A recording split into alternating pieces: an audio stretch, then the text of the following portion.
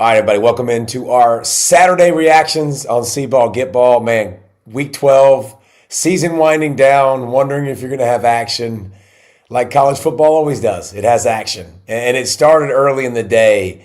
And I think just like everybody else, you were just sitting there going, what the heck is going on with South Carolina and A&M? I mean, it was nuts. A&M looked like the worst version of we've seen of them in a long time this season. Marcel Reed was really, really struggling. He had 3 turnovers in the first half. They weren't protecting him. They were dropping. They dropped a touchdown pass. They dropped some third downs. And that's Concepcion and Craver. Everything about the game was going wrong. They missed 2 field goals. And they go into the half. They're down 27. It's 30-3 going into the half, and A&M looks cooked. And the mentions in my inbox are amazing. In the mentions in X, it is told you A&M was overrated. Told you A&M stinks. Told you A&M hadn't played anybody. And if you look at the SEC and you look at who A&M hasn't played. They haven't played the majority of the contenders that are in the SEC. I get that. They've played some good teams as well, but they haven't had to play Alabama. They haven't had to play Georgia. They haven't had to play Ole Miss. So that's part of it, right? That's part of the thing that people are going to talk about. But they get down. Lenora Sellers and company. First of all, credit to South Carolina making some plays too. And the thing I thought that South Carolina makes the OC switch. Mike Fury comes in as the OC. Shula got fired a couple weeks ago before the bowl. They have a really good plan. I think they helped Sellers out, especially early. They had some trickeration early. And I think everything for South Carolina went right because of this for the first half. Sellers made a big play down the field. Stewart made a big play causing the fumble. Harbor made the big play on the 80-yard touchdown after Swain's interception, who had 2. So, their big players made plays for South Carolina. And so here's the stat that they showed on the screen that I thought was just absolutely crazy. Teams down 27 or more in the SEC. 0-286. 0-286. So it's over, right? There's no way A&M's going to come back. And the most discouraging part, if I'm a South Carolina fan, was how fast it happened. Literally, Reed's just bam, bam, bam, down the field, passing touchdown. After 3 turnovers, he's got 3 TD passes in the third quarter, man. And it flipped like that. Momentum was real. They started running the football. It really wasn't Craver. It was Bethel Roman. And, just other guys making plays. Williams made catches, too. His first catch was a touchdown. Concepcion did his thing, too. But unbelievable resilience and unbelievable team effort. And Brent, the amazing thing to me is it's amazing how much momentum just matters. It's also amazing how much you watched A&M go from kind of okay, we're here, we're supposed to win, to oh my God, we're gonna have to dig deep, we're gonna have to give everything we have, and the switch flipped, and I'm not gonna say South Carolina didn't help them. But A&M showed you too, man. Bro, when they hit the gas, God, dog, they can be nasty, and they rattle off 28 straight and win 31-30. What's amazing about it, like you said, rattling off 28 straight. After they did that, it was still 8-10 minutes to go in the game. It was it was that quick. It was in that heartbeat. But you said so. Sort of showing up part is one play, and it might be a completely different outcome. Marcel Reed on the 4th and 12, when he converts with his legs, scramble right around midfield, and at that point you're down 27 points. You have to go for that, and boom there, and then another 4th down conversion after South Carolina didn't get it on 4th down from Bussey quickly, and then all of a sudden it's touchdowns. But the funniest outside of the stat, the 0-286 since 04 when trailing by 27 plus stat, was Beamer's interview Did you hear him between the first quarter and the second quarter? I loved it. Now it didn't age well. It did not age well. But also to know about Beamer, so Beamer comes on the screens and he's like, "Listen, we beat these guys by 24 last year. Like, we've got some swag. We're feeling pretty confident about who we are." How about Beamer too? 6-1 in November versus ranked opponents. Like, they've had a lot of success later in the season. Now he's 6-2, by the way. But here's the difference to me between, because I see in the chat already, we're seeing South Carolina sucks. They're 1-6, whatever it is in the SEC, and they're not in the bad. But you also saw Lenora Sellers, who has superhuman ability, and Harbor, who has elite speed, and Swain, who can make plays, and Dylan Stewart, who's going to be a top 15 pick in the NFL. Like, that's the difference in playing somebody like them and playing somebody like Purdue. Like Northwestern is a great coach team, and they are disciplined and they are tough. They don't have a bunch of pros on their roster, bro. They don't. But Braun's a freaking dog of a coach, and they very easily could have beat Michigan today. But that's what you deal with, man. Like, you deal with some guys that can absolutely go. But I think with A&M, like, this shows you, and this shows you the belief. This shows you if you get down. This shows you can go fast, which I think is a great thing, because with what they do, I thought they should have ran Reed earlier. Like, I just think that he needs to be a bigger part of their offense, because South Carolina was super aggressive on the edges. And if you want to squeeze and you want to play that fast, pull that puppy and go. Pull it and go, and make them pay when they choose to do that. And here's another thing about the first half, Brent, and see if you thought the same way. I thought Marcel Reed could have thrown at least 3 more picks. Like, oh, yes. Everything was off. Everything was not good. There was a couple that were tipped. KC saved him 2. But like, it was off. It was very ungood for a long time. It could have got out of hand even worse. Very much so. And it was one of those things where in the first half, and you're thinking, okay, what's the meaning of this game? And it was kind of one of those live by the 3, die by the 3. If you want to go basketball reference, when you live by explosives and then you don't get them on a consistent basis, all right, what are you? And it was all of that, all the negative about that was in the first half. And then completely flipped in the second half. And confidence. It's amazing what confidence and momentum and all that. And you mentioned about like Northwestern, Purdue, all that sort of stuff. We're watching, even as Georgia's finishing up with Texas, Ole Miss was getting beat in the fourth quarter, I think, at certain points. So these games, and there's another note, like not having pros. I wrote it early in the first half. The 3 best players in the game, are they on the visiting team? Yeah. Like on the field at that point in time when you had Sellers, Harbor, and Stewart just sort of owning the game. But no, A&M, like 76 yards allowed in the second half. Mike Elko is an elite coach. They haven't announced the raise yet, but like I said it a couple years ago, like I'm all on board with Elko, because if you ever sit down with him, Brent, like he's got some just cut to the chase. Like he doesn't bull crap it, man. Like he's not going to sugarcoat it to his players. And I love the interview. He's like, they're like, congratulations. What did you do? He's like, what did you like? How did you get back in? Like, how impressed are you with your team? And he's like, I'd have been a lot more impressed if we didn't dig a hole, like that we had to climb ourselves out of. And I think the no nonsense is really good for A&M. And obviously talking about the 6-year contract extension and then coming out like that would not have been a good thing. But Elko and company take care of business. How about get you some of this with me and Brent? This is not going to happen often. Both of us picked Oklahoma to beat Alabama, literally. And we thought we were both coming. Score exactly right.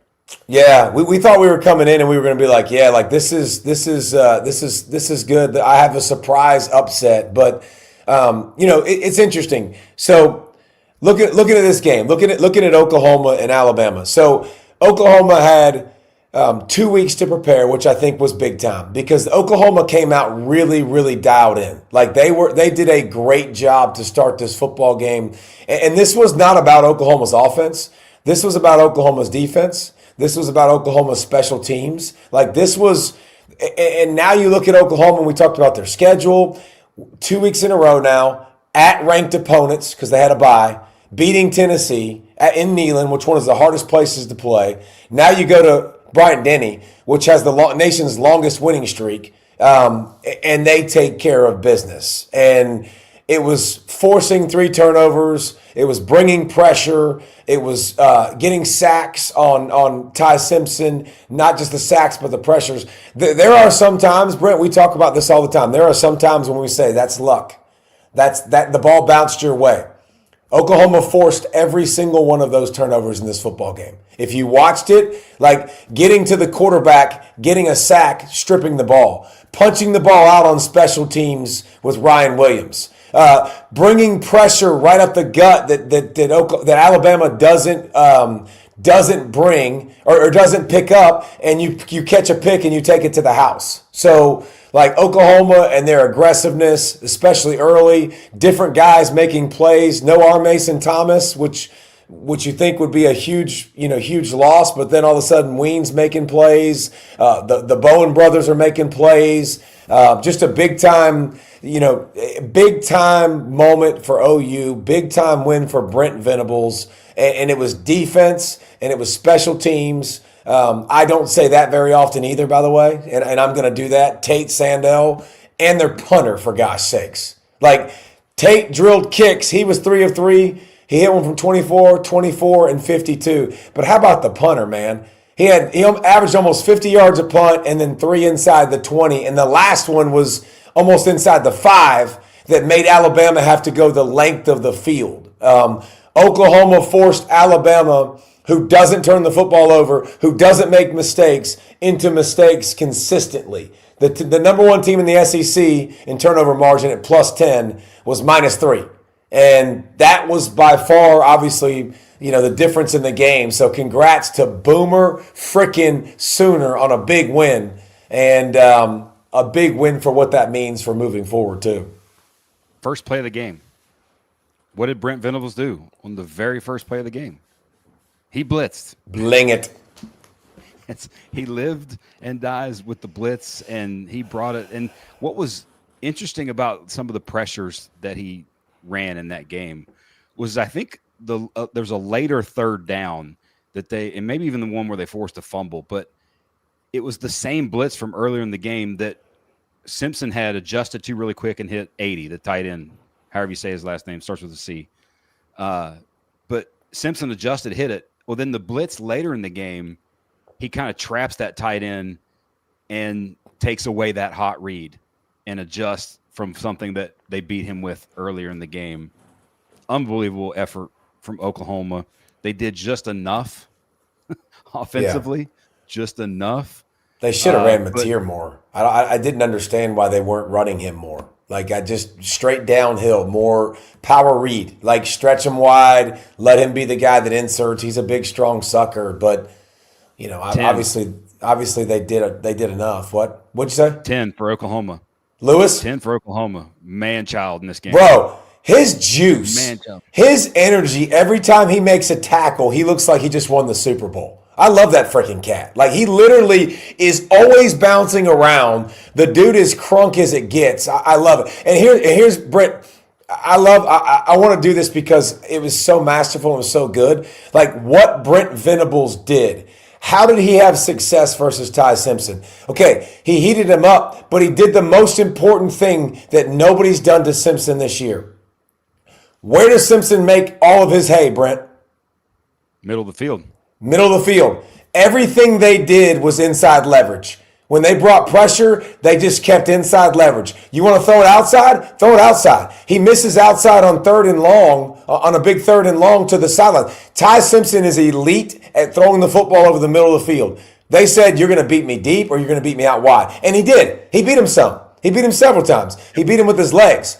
But they weren't going to let you beat him with his fastball. They were going to make you beat him with his changeup. And I think it was smart. He almost beat him, and they had the ball, and I thought they were going to go on the field and score because Alabama is one of the best in the country at finishing halves, finishing games. They're so good at execution, and they're always dialed in, and they're always ready. And so I just say this, man. I was super impressed with Oklahoma and the way that they devised their defense. They stayed aggressive. They didn't live and die in man coverage, but they did bring the corners. They did all kinds of stuff to continue to change it up and make it hard on them, and make them have to earn it. So it was an impressive game plan, and I was happy for Boomer Sooner, man. Like it was a fun watch, and it was fun to watch them put it together a little bit. But their offense has to get better. They have to continue to find more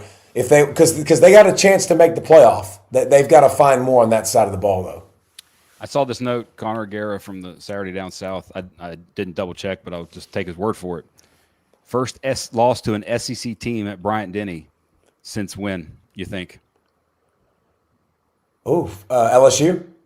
2019. LSU. Yeah. That's a long time to not lose to an SEC team in that stadium. And now, well, obviously on Monday, sort of the look ahead and what all this means in terms of rankings and things like that. Oh, yeah. There's a lot. That game versus Auburn, a whole different animal now. Yeah, and it ain't like Auburn's been a bum. Like, don't act like Auburn's been a bum. They've been in every single game, and that's another thing. They suck. Well, if Auburn took their roster right now and put them on the free agent market, which is probably going on right now, there's so many people across the country that are going, give me that. So all I got to say is I was super impressed to watch Oklahoma win at Bryant-Denny the way Nick Saban teams used to win. That's what they did. They won it with defense. They won it with special teams. They had 215 yards of offense. They got some short fields, and they took advantage of it. But they need to find that out. But tip of the cap to Brent Rollins, Brent Venables, and their game plan. I loved it, man. I love what they did. And if you follow the show, you know I love these hats, these melon caps, man. We wear them for golf, working out, doing whatever, because when you sweat at them, they don't stick. They don't stay around, man. It's the craziest thing ever. I don't know how they do it, but the bill doesn't jack up, not in the melon. It stays crisp. It keeps the sweat away. If you want one, guys, it's worth it, I promise. But go to melon.com, MELIN.com. And you'll get 30% off your order when you use the promo code Pollack. That's melon.com, MELIN.com. Promo code Pollack. Get 30% off of your lid. Tip of the cap to Brent Venables. The game plan, the defense, the special teams. It was really nice. It was impressive. Notre Dame fan or Boomer Sooner fans should be happy. Don't worry, Notre Dame. I see you in the chat. That's why I said that. But we're going to get to you in a second. I will say I did think you were actually potentially going to throw the tip of the cap my way because my score pick was 23-20. So yours was mine was 24-21, right? I think 24-20 or 24-21. Yeah, something like that. It's pretty spot on. That was pretty spot on, though. That was crazy. Hey, every now and then, very, very infrequently. Very infrequently. All right, next. How about another huge game, man? Like another huge game. Texas versus Georgia. Texas had to come to Georgia, and it was a good game for the Dogs. It was a really good game, and the way this started, man, like. I looked at this game in the beginning and I was like, okay, Texas is in deep trouble. Like, this game's about to get out of hand in a hurry. And everybody that wants to crap on Arch Manning, I get it. I understand it. Arch Manning's dudes did not help him early. Like, they needed to help him more. Like, drop ball after drop ball. I love the way Sark came out. They came out fastball, getting in the headset before the 15 seconds so they could talk to him, tell him where to go with the football. They tried to get the ball out. That they ran it pretty decent to start, especially in the interior, which was good. And then they did what they did all game long. They get toward the red zone and they commit a penalty, which they did all game long. And they dropped a pass, which they did all game long. Texas continued to shoot themselves in the foot. Now listen, Arch didn't go he didn't kill it the rest of the game. He made some mistakes and had some misses as well. But like they couldn't get on the page at the same time, man. Like when he was throwing dimes, they were dropping it. Then he missed a few and made some mistakes, and they weren't there to help him. So it's probably frustrating if you're a Texas fan, but here's what I'll say about Texas, because we got a lot to unpack about Georgia. Like there was so much goodness that Georgia did. I thought also the game in the middle, right towards the end of the half, it felt like it was about to be a runaway. It felt like it was about to be a beatdown. And then Texas did a really good job of steadying the ship. And their defense played great. And they forced Georgia to punt the football several times in a row after having those 2 early drives that were very successful. Very much kept them in the football game. I thought for a second, Brent, I thought the lack of aggressiveness by Kirby, I thought Kirby was happy at 14-3, and he was like, we're getting the football. And I'm like, he's getting very conservative when he's got a chance to step on the neck. And you want to step on the neck when you get a chance. And I thought he was a little bit conservative, and it kept Texas around. And then he said, I ain't doing that bullshit. He said, screw the conservative. And then Kirby went straight psycho mode. Like, I've never seen that. Like Kirby's natural inclination 100% is close to the vest. Close to the vest. Don't lose games. That sucker said fourth and 1 from your own side of the field. When your defense is playing well, Kirby punts that football 2 years ago. Kirby punts that football maybe 2 months ago. And that sucker said, we're going for it. I'm not surprised it was fast, because that's the most popular play in all of sports now when it's on short yardage situation. Yes. Alabama ran that play against them when they needed a play late in the football game. And then 4th and 5 from midfield.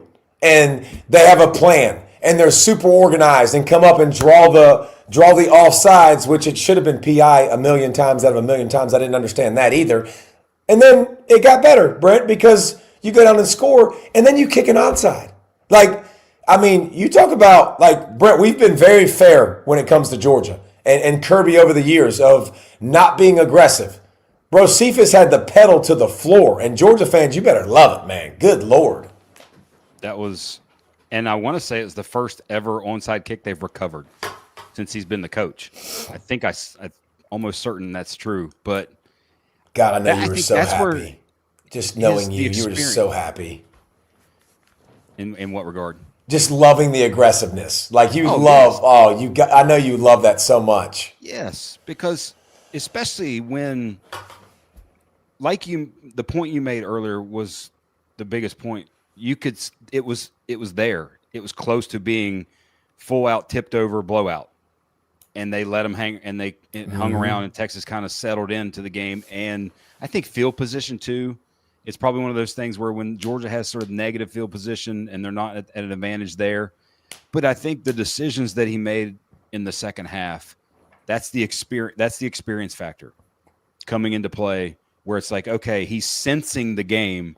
We can take this game by the horns, no pun intended, I guess, but literally by the horns, and win and sort of end it, because I think it was right there for that to happen, and he did it. And Cash Jones, after not really diving and going all out on a short yardage play, then sort of redeems himself in a big way and gets the onside kick. There's so much to talk about from the Georgia perspective in this game. There's so many things that, Gunner and Bobo on the same page.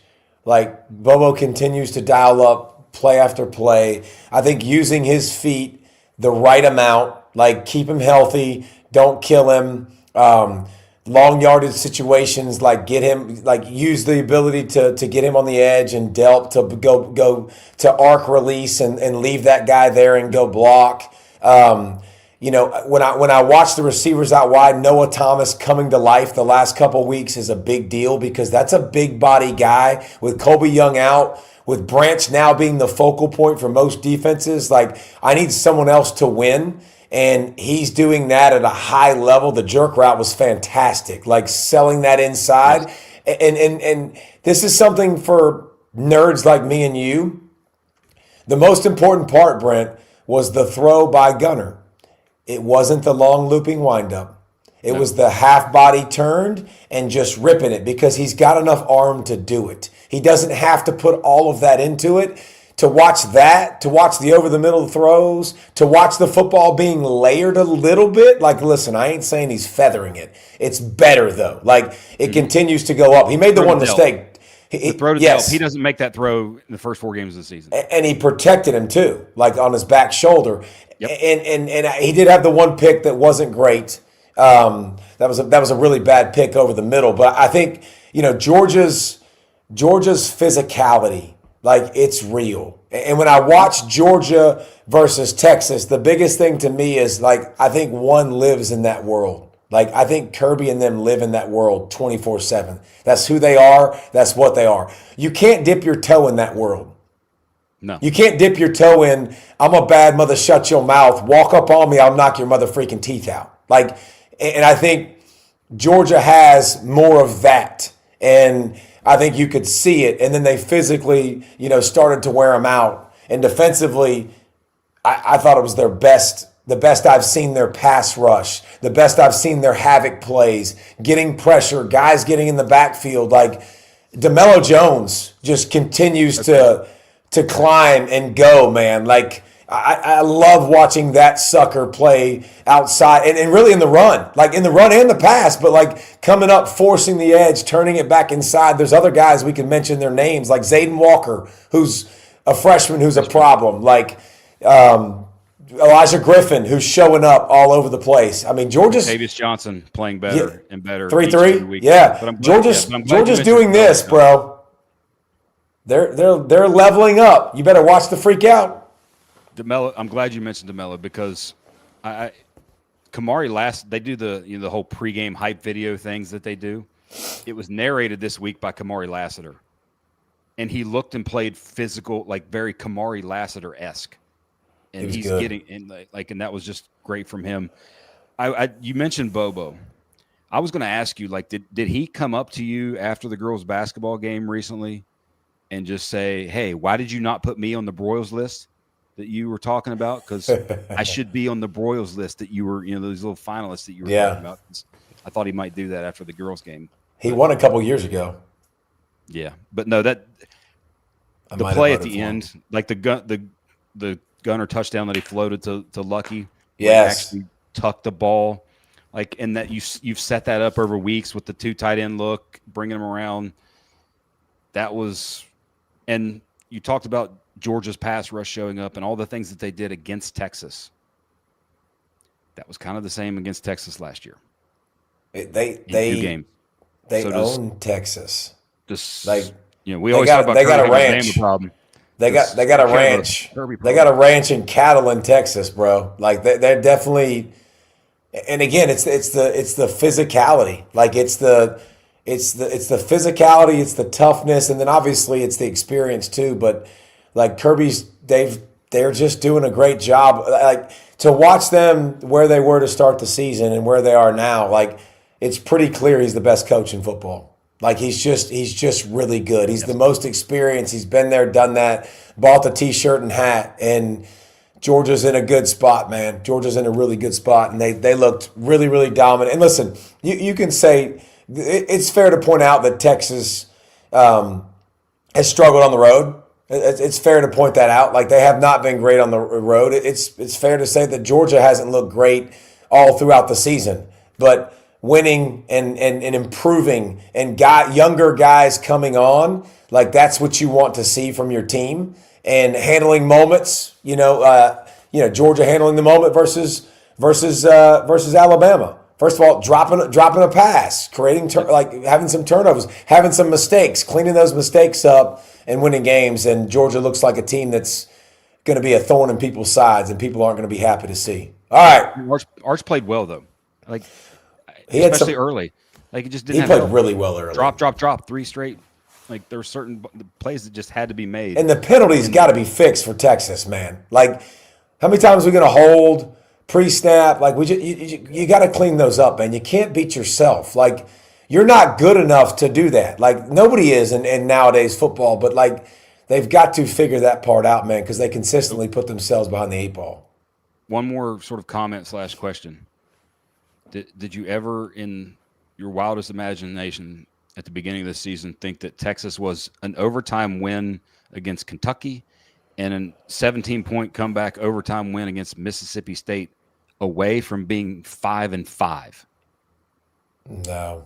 That's and they've had a ton of injuries. I mean, they've been beat to crap, and everybody deals with them. But no, I think Texas fans would definitely say from being preseason number 1 to now being where they're at, it's disappointing. It's not what they were hoping for, and they should all feel that way.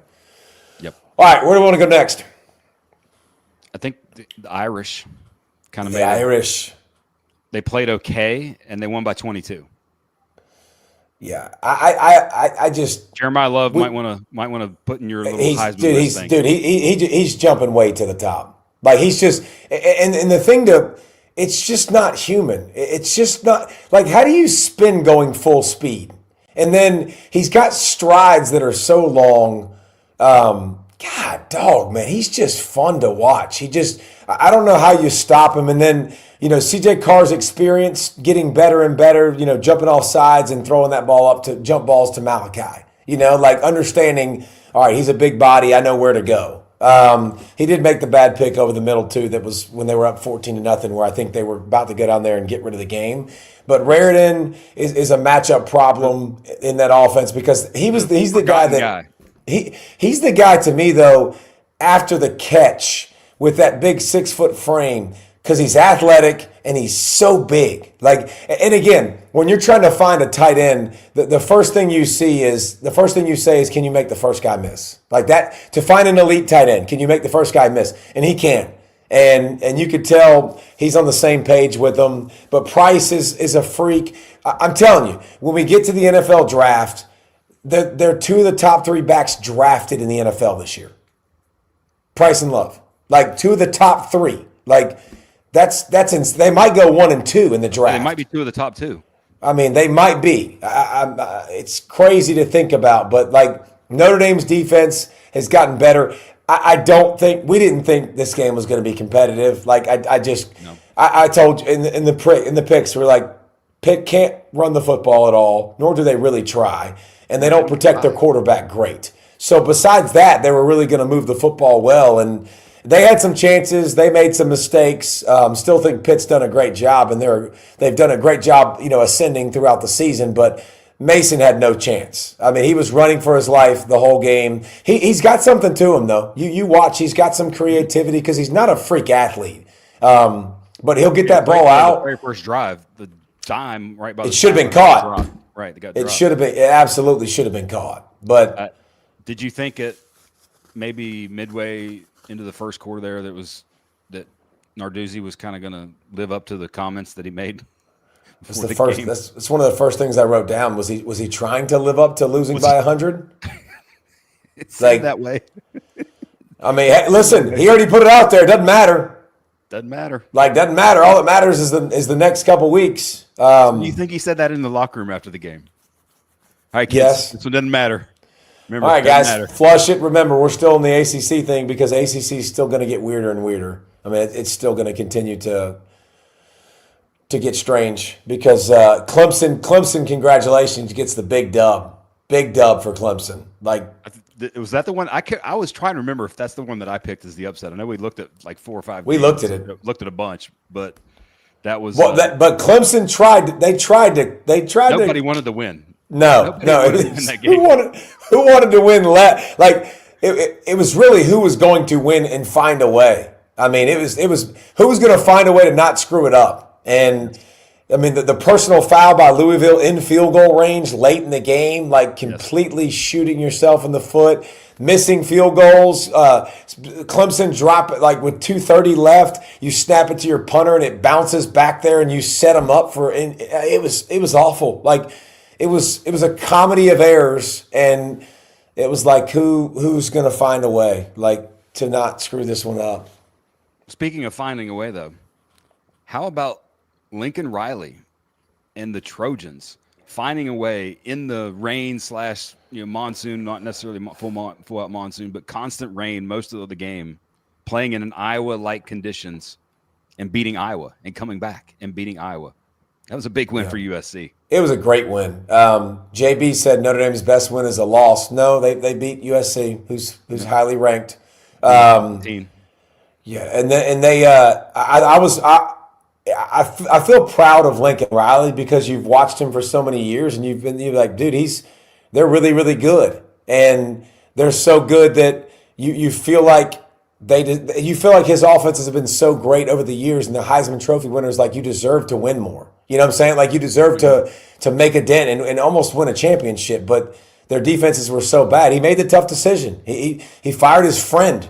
He's actually fired Grinch, his wife was really good friends with her, and that was kind of a big deal of not wanting to get rid of him. He brings in Dat Lin, and he's been slowly progressing this defense over the last 2 years. Good enough to meet the physical challenge of Iowa. They got down early to Iowa. They outscored them, I think, 27-6 to end it. It was a toenail, by the way, like, from that being a touchdown. Like, so close. That was my note on fourth down with 21. Like, that could have been interesting because they would have been down 5, I think it would have been first and goal, maybe first and 10 right outside the 10. It was really close. It wasn't there, but Mekhi Lemon.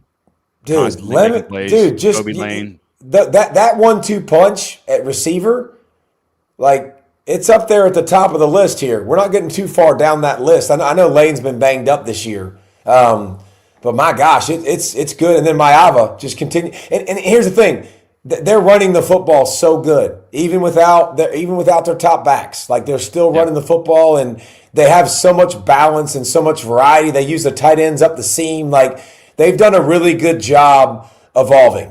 And this offense is good. The defense got a little bit better versus the run as the season went along. And Iowa came out and scored early. And I was like, wait a minute. Like, that's not an Iowa drive. Like, what's going on, man? Like, Iowa drives take like 12 minutes and they go – they're not supposed to score that fast. Gronowski was 4 of 5 for 63 yards and a touchdown pass in the first drive. Yeah.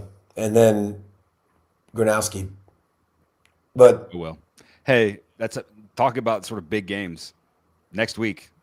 At Oregon. So big. Cool Pac-12 game if USC wants to be a playoff team.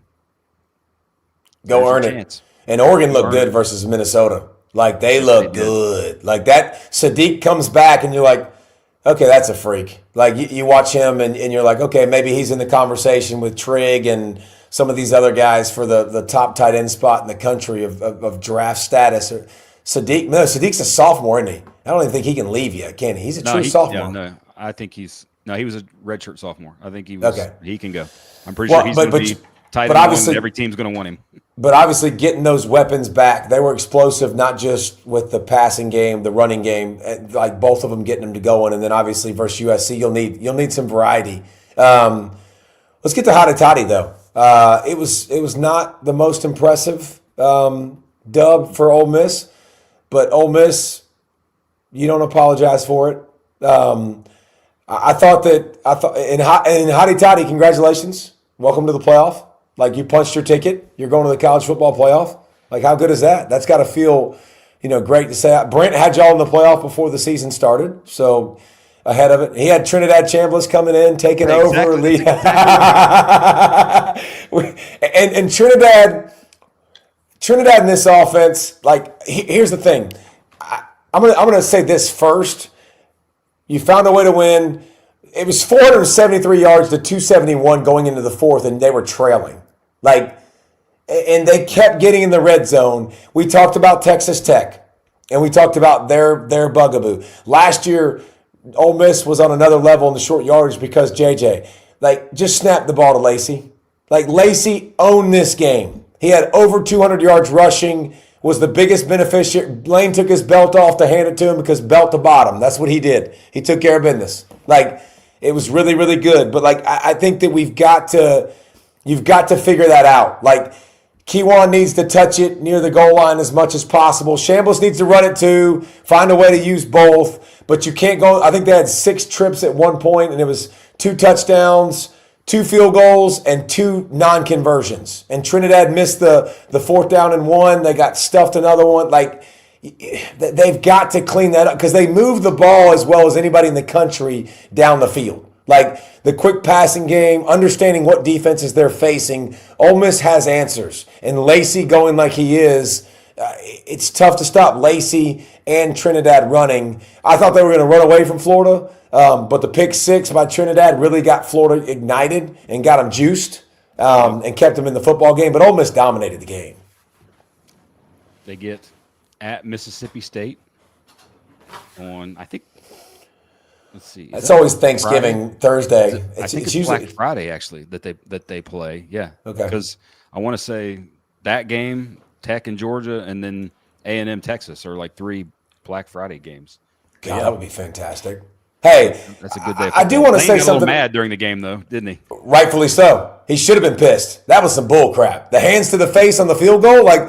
What are we doing negotiating when this happened? Like a person's helmet's forcibly off every single play. That's a 15-yard penalty and you move it. Like now Florida got screwed on the PI. Like that was PI. I don't know how that wasn't PI coming out of their own goal line with a chance to come out. Like I thought that was a clear PI. So, like tomato. Here's the thing about Florida that I want to say real quick. Okay. Florida's going to be a very desirable place for somebody to go. I don't know who it's going to be. I know that Lane has a contract extension on the table that he hasn't signed yet. So that's interesting. But here's the thing about it. When you're judging DJ Lagway, and we've talked about he's really, really struggled. I want you to understand, he did not go through spring ball. He was hurt all through camp. I mean, the list of injuries with the calf and the shoulder and the lat, like he had all these different things. He had less than 10 days to get ready for the first game. The kid has insane talent. The kid's going to be really good. You saw again tonight, there's greatness in there, man. Like there is greatness. Yep. He's got to stay healthy. He's got to untap it. He's got some weapons. If he had a guy like Lane, obviously, holy cow, like he's going to be ultra successful. But I just wanted to say that because, this kid obviously takes a lot of flack and a lot of heat. It's really hard to be great when you don't have any practice time. And I think that he's a kid I'm not giving up on him. Like because of the circumstances, I still think he has a chance to be really, really insanely good. All right, let's get to the conference that you mentioned that is kind of wacky. Not many fans showed up, but boy did the team show up today in South Florida. Miami, beat down over NC State. Which was big. I'm watching the game, picked by number 8. Oh, there's another pick by number 8. Which is big for the committee purposes because they wanted to see consistency, right? Like, and by the way, you say that, and that's 5 wins by 25 points or more from Miami, and that's a good NC State offense that we've seen run roughshod over a lot of people. They had less than 150 total yards in that game. Like they had 29 carries for 20 yards. Like Miami said, hold it. Like they beat the absolute crap out of NC State and company. It was a beatdown, which will help them big time in the rankings, obviously. And I will not pick Duke ever again the rest of the season. No, but I've already said that, and I still did it. So I'm an idiot. Like I'm just stupid. But welcome back, Chandler Morris. They had 540 yards of offense, and still, did what they did. Had 2 turnovers still. Mensa we didn't know if he was going to play. That in all fairness, we didn't know he was going to do that. Hopeful, I think, at that point when we talked about. But Virginia played their best game. They flirted that from a committee perspective. Bro, they flirted with everybody for so long, and now to put that together obviously was big time. Somebody who hasn't flirted with people, Texas Tech, they just continue to biatch slap people, and I freaking love what they did. And Brent, I'm here for it in a multitude of ways. If they want to win, we talked about last week. Texas Tech has to figure out the red zone. Well, the guy I sat down with this week talked about with Bronco Mendenhall at Virginia, who he was. He was the gadget guy at quarterback. They stuck him at Wildcat quarterback. He pounds the rock. Give him the touches. Give him a chance to do that. Maybe that helps your short yardage. Maybe that helps your goal line package. And here's the main reason why I love it. When I got players up for awards, I want them to win. Like that dude's in the mentioning, he keeps being mentioned for a Heisman. Put some tutties on the board? Absolutely. Wreckham. I freaking love it, Wreckham. I love that you are thinking about all of those different things, man. I absolutely freaking love it. So here was McGuire on the TV after the game.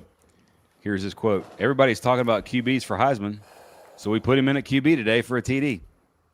I freaking love that. I'm here for that, man. Like that is how you keep a culture of greatness around the building and fun and levity and like I want to play for that dude. Like that's exactly how you do it. And McGuire, I'm telling you, Brent, like he's one of the nicest human beings I've ever met in my life. Like I there's no other way to say it. He's like happy, jovial, so grateful for where he is, and he's just having the time of his life, man. Like, just it's crazy. The other Big 12 game that is actually going on at the moment, BYU. Is up 24. TCU to score, but BYU's up 24-10. Utah. We talked about that as a potential upset. Utah said, "Nah, we good. We got this 55." And what's interesting about Utah, given where they're ranked at 13, and that game control number, they keep the metric of game control, and is basically dominating your opponents. That was another one in that for them. So the Big 12 and we kind of lost a team, sort of maybe, but I don't think they're actually like eliminated because they get BYU next week. But Arizona went to Cincinnati and played really stinking well, and Sorsby picked a bad day to have a bad day. I mean, 2 turnovers. I don't think they're truly eliminated from the Big 12 title based on like looking at it because they still get to play BYU. But I eliminated them last week. But in terms of look, well, it's just no. And we talked about their lines of scrimmage. Like we were bragging on the lines of scrimmage, and I don't know what happened. Like it just went away. It went away. Like Utah beat it out of him. Utah held him down and like they got the evil spirit out of him. I don't know what they did, but they killed him. They killed Cincinnati. Utah broke Cincinnati. So the couple other sort of quick hits. One, Georgia Tech survives. Oh my Heck of a last drive. I was dialed in for the last. I mean, I was sort of peaking most of the game because I thought they were going to take control, but then they didn't. With the heck of a last drive, and they got the Jordan Allen kid, the freshman from Buford, who's starting to show up fast, like super fast. 85. He looks a little different he looks like it's 1.5, like when you do with all your social medias, you crank it up for the video purposes. He was moving. Michigan had 5 turnovers, 2 missed field goals, and then still won.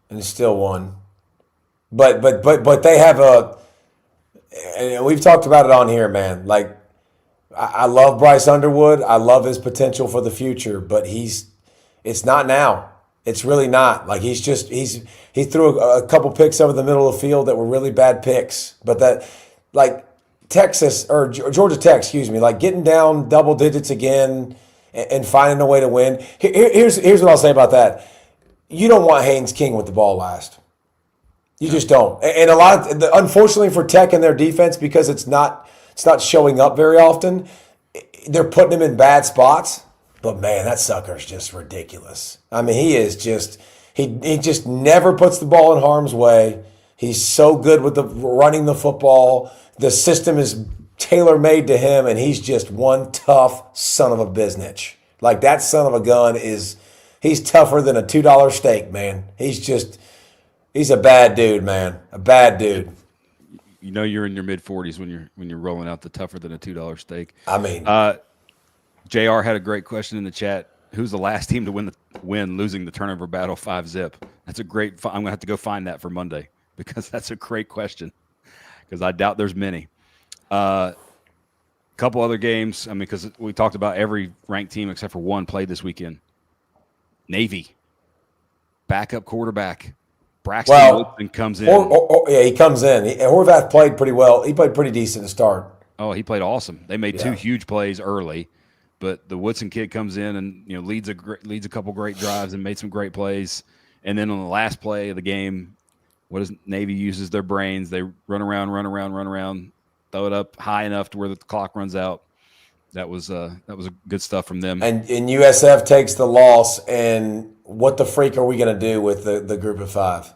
According to the TV today, James Madison is the highest percentage chance to be the Group of 5 team. This is insane every week, and that's why we talked about it this week. And I said, like, just throw some poop on the wall. Like it's ridiculous how bad it is. Like it's one where especially if that game, like whoever gets in, whoever sticks, in terms of what you just said, if they go down in a bad way in the playoff, and that's just a layup game for somebody, you have to now put stipulations where whatever it is, you have to be ranked. You just have to be ranked. Ranked. I mean, I don't even. Do you need to have a Power 4 win? Like, that kind of thing. Maybe. I don't know, because you might. And if you don't have ranked with a Power 4 win, that way you can say, hey, we've at least got that. I like that. It's not bad. It was at least something. Or just go do your own thing, like we talked about for years and years and years. I mean, but like the coveted 5 seed, it just looks better and better because those teams just can't find a way to, like USF again is dangerous because of the way they can score the football, but because of the way they play defense, they're also dangerous to themselves. They're actually extremely dangerous to themselves. They keep killing themselves because they can't stop anybody. Ohio State didn't break a sweat again. No. Indiana they maybe sweat at halftime a little bit, but took care of business in the second half. Texas Tech did not break a sweat very much either. Outside of Tennessee didn't break a sweat today. Ranked teams took care of business. Oregon, that was Oregon did on Friday night was very impressive. Davison, 0. Looks like a big time back for them. That's a freshman. We're gonna have some fun with this on Monday, looking at how all this shakes out in terms of like a college football playoff. If the top 12, or if you had your playoff today, looks a lot different now. It's been kind of cookie cutter for a few weeks. It's awesome. It's fantastic. It's definitely about to get weird. College football always delivers, and that's about as in depth as a recap you're gonna get, boys and girls. I've had a lot of females lately that I was like, I listened to your pod. I was like football one? I was like, yeah. I was like, sweet. Okay, awesome. You definitely think they meant family goals.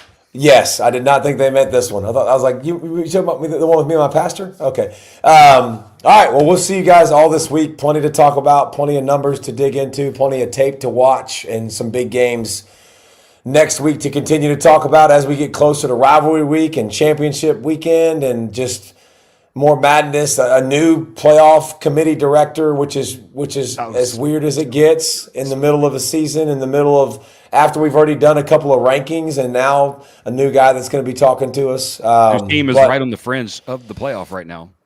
Yeah, I think the new playoff. Well, I want to say, is that happened where Utah's AD was the new person? I want to say I saw that was recommended maybe or something. It's happening. Oh yeah, if that's happening, like his team is right there. So, which means he gets to recuse himself for the voting purposes of all that stuff. But we won't recuse ourselves. We will be here the rest of the week. Appreciate y'all helping us grow, man. We just keep growing, and we're thankful for that. So do the rate, like, subscribe, all that good stuff. And we'll see you all this week with plenty more, with Monday's show, with Tuesday's show, with picks, with guests, the whole nine. Appreciate y'all, dudes.